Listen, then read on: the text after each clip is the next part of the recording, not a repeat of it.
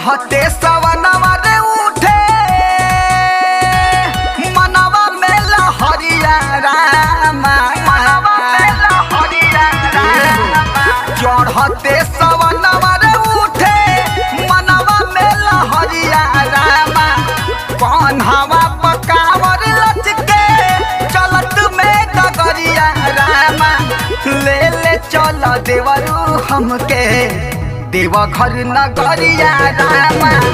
कि न के लिया तो हमके मऊ से कंवरिया रामा। ले ले चल देवरू हमके। सुनत रहो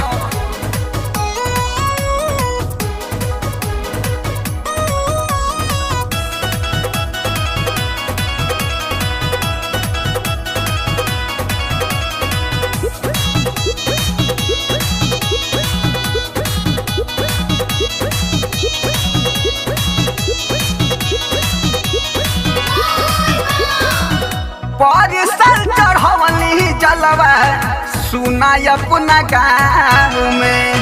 ले ले चल अब की बेरी उनका हो पाँव में। सुनो तड़ो उनका हो पाँव में।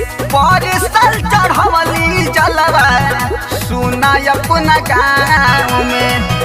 ले ले चल अब की बेरी उनका हो पाँव में। सखिया सले हर सभे कलली तैयारिया रामा। ढार के बजलवा सुना होते भोर हरिया रामा। ले ले चल देवरू हमके देवघर नगरिया रामा। कि न के लिया तो हमके मऊ से कंवरिया रामा। ले ले चल देवरू हमके।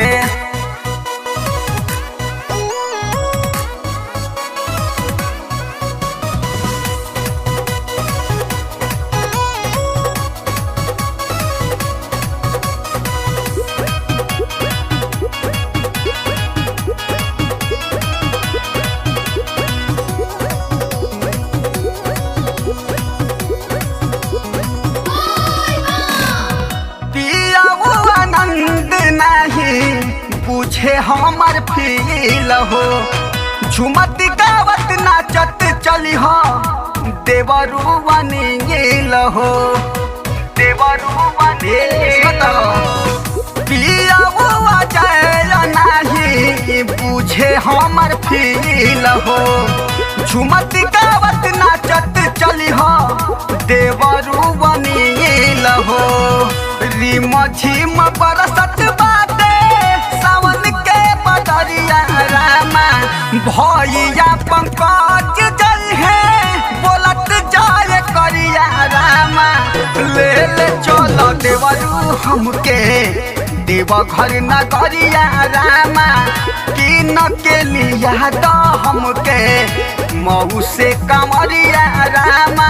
ले ले चल देवरू हमके मान जा।